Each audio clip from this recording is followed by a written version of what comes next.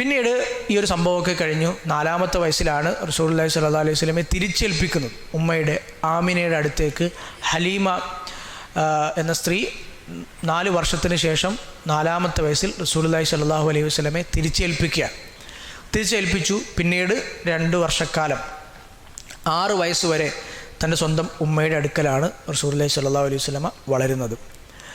വളരെ ചെറിയ കാലമാണ് റസൂലുള്ളാഹി സ്വല്ലല്ലാഹു അലൈഹി വസല്ലമയ്ക്ക് ഉമ്മയോടൊപ്പം ചിലവഴിക്കാൻ ലഭിച്ചത്. എന്നാൽ പോലും ഉമ്മ എന്നൊരു വ്യക്തിത്വം ഒരു പ്രവാചകൻ്റെ ജീവിതത്തിലായാൽ പോലും ഒരു വലിയ ഉദ്യമം, ഒരു വലിയ നിയോഗത്തിനായി തിരഞ്ഞെടുക്കപ്പെട്ട ഒരാളുടെ ജീവിതത്തിലും എത്ര ചെറിയ കാലയളവായാലും ഉമ്മയോടൊപ്പം ഉമ്മയുടെ ഒരു സ്ത്രീയുടെ പരിചരണം അനിവാര്യമാണ് എന്ന് റസൂലുള്ളാഹി സ്വല്ലല്ലാഹു അലൈഹി വസല്ലമയുടെ ചരിത്രം നമ്മളെ പഠിപ്പിക്കുന്നുണ്ട്. അതൊരു അനിവാര്യതയാണ്. അതെല്ലാ മനുഷ്യരും, നമ്മളടക്കമുള്ള എല്ലാ മനുഷ്യരും അംഗീകരിക്കേണ്ട ഒരു അനിവാര്യതയാണ്. കഴിഞ്ഞ ക്ലാസ്സിൽ നമ്മളതിനെക്കുറിച്ച് സൂചിപ്പിച്ചിരുന്നു.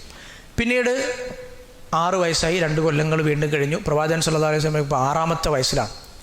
ഉമ്മയോടൊപ്പം യസ്രിബിലേക്ക് പോകുന്നു.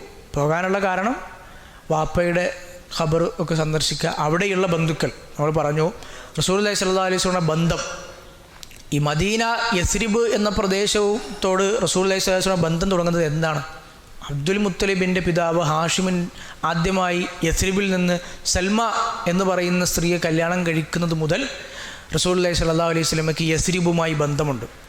റസൂലുള്ളാഹി സ്വല്ലല്ലാഹു അലൈഹി വസല്ലമയുടെ ഉമ്മയുടെ സഹോദരങ്ങൾ, അഹ്വാലുകൾ, മാതാവിൻ്റെ സഹോദരങ്ങൾ എന്ന അർത്ഥത്തിൽ, അബ്ദുൽ മുത്തലിബിൻ്റെ ഉമ്മയുടെ കുടുംബമാണല്ലോ എന്ന അർത്ഥത്തിലാണ് ബനു നജ്ജാർ ഗോത്രത്തെ എണ്ണാറുള്ളത്. റസൂലുള്ളാഹി സ്വല്ലല്ലാഹു അലൈഹി വസല്ലം ഹിജ്റ പോയി ആദ്യമായി ഇറങ്ങുന്നതും സ്വന്തം കുടുംബക്കാരായ ഈ ബനു നജ്ജാർ ഗോത്രത്തിൻ്റെ അടുക്കലാണ്, ഖുബായിൽ. അപ്പോൾ റസൂലുള്ളാഹി സ്വല്ലല്ലാഹു അലൈഹി വസല്ലം പോയി, യസ്രിബിലേക്ക് പോയി, പിതാവിൻ്റെ ഖബറും മറ്റ് ഇതൊക്കെ കണ്ടു. കുറച്ച് ദിവസം അവിടെ താമസിച്ചു. അങ്ങനെ തിരിച്ചു വരുമ്പോൾ അബവാ എന്ന സ്ഥലത്ത് വെച്ച് ഉമ്മ മരിച്ചു.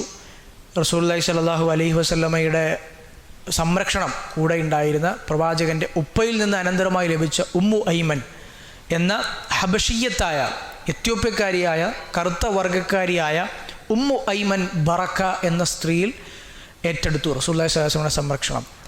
ഈ ഒരു ഖബറും ഈ ഒരു ഉമ്മയുടെ മരണവും സ്വാഭാവികമായും ഏതൊരു മനുഷ്യനെയും പോലെ റസൂലുള്ളാഹി സ്വല്ലല്ലാഹു അലൈഹി വസല്ലമയെ വേദനിപ്പിച്ചിട്ടുണ്ട്. അത് പിൽക്കാലത്തും വേദനിപ്പിച്ചിട്ടുണ്ട്. ചെറുപ്പകാലത്ത് മാത്രമല്ല, പ്രവാചകനായതിനു ശേഷവും റസൂലുള്ളാഹി സ്വല്ലല്ലാഹു അലൈഹി വസല്ലമയ്ക്ക് ഉമ്മയോട് സ്നേഹം മൂലം പ്രവാചകന് വേദന തോന്നിയിട്ടുണ്ട്. സ്വഹീഹായ ഹദീസിൽ റസൂലുള്ളാഹി സ്വല്ലല്ലാഹു അലൈഹി വസല്ലമ പല രൂപത്തിൽ ആ വേദന പ്രകടിപ്പിക്കുന്നതായും അള്ളാഹുവിനോട് ഇസ്തിഗ്ഫാർ ചോദിക്കാൻ പറ്റുമോ എന്ന് ആവശ്യപ്പെടുന്നതായും ഒക്കെ നമുക്ക് കാണാൻ കഴിയും. ഹുദൈബിയ സന്ധി കഴിഞ്ഞ് റസൂലുള്ളാഹി സ്വല്ലല്ലാഹു അലൈഹി വസല്ലമ തിരിച്ചു വരുമ്പോൾ ആ ഉമ്മയുടെ ഖബർ സന്ദർശിക്കുക കൂടി ചെയ്തിട്ടുണ്ട്. അബൂ ഹുറൈറ റളിയല്ലാഹു അൻഹു ഉദ്ധരിക്കുന്ന, ഇമാം മുസ്ലിം ഉദ്ധരിച്ച സ്വഹീഹായ ഹദീസിൽ നമുക്ക് കാണാൻ കഴിയും. അദ്ദേഹം പറയുകയാണ്, റസൂലുള്ളാഹി സ്വല്ലല്ലാഹു അലൈഹി വസല്ലമ തൻ്റെ ഉമ്മയുടെ ഖബർ സന്ദർശിച്ചു. ഫബക, എന്നിട്ട് പ്രവാചകൻ കരഞ്ഞു. വ അബ്ക മൻ ഹൗലഹു, കൂടെയുള്ള ആളുകൾ പോലും കരയുന്ന രൂപത്തിൽ റസൂലുള്ളാഹി സ്വല്ലല്ലാഹു അലൈഹി വസല്ലമ കരഞ്ഞു. അത് പണ്ഡിതന്മാർ അതിൻ്റെ വ്യാഖ്യാനത്തിൽ ഉദ്ധരിക്കുന്നതായി കാണാൻ കഴിയും. തൻ്റെ കാലം വരെ, താൻ പ്രവാചകനാകുന്ന കാലം വരെ ജീവിച്ചിരിക്കാനുള്ള ഭാഗ്യം തൻ്റെ ഉമ്മക്കുണ്ടായില്ലല്ലോ, ഹിദായത്ത് ലഭിക്കാനുള്ള ഭാഗ്യം ഉണ്ടായില്ലല്ലോ എന്നതായിരുന്നു റസൂലുള്ളാഹി സ്വല്ലല്ലാഹു അലൈഹി വസല്ലമയുടെ ആ ഒരു വലിയ മനോവിഷമത്തിനുള്ള കാരണം എന്ന് പണ്ഡിതന്മാർ അതിൻ്റെ വ്യാഖ്യാനത്തിൽ രേഖപ്പെടുന്നതായി കാണാൻ കഴിയും.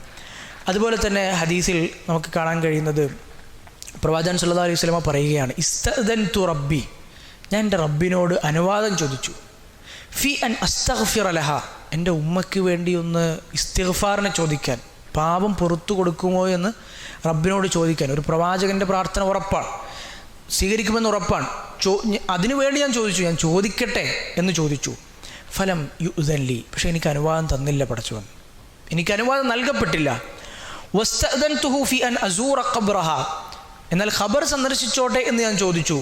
ഫഅദിനലി, പടച്ചവൻ എനിക്ക് അനുവാദം തന്നു. ഫസൂറു അൽ ഖുബൂർ, അതുകൊണ്ട് നിങ്ങളും ഖബർ സന്ദർശിക്കുക. നിങ്ങൾ ഉമ്മാൻ്റെ ഖബർ സന്ദർശിക്കുക എന്നല്ല, നിങ്ങളും ഖബറുകൾ സന്ദർശിക്കുക.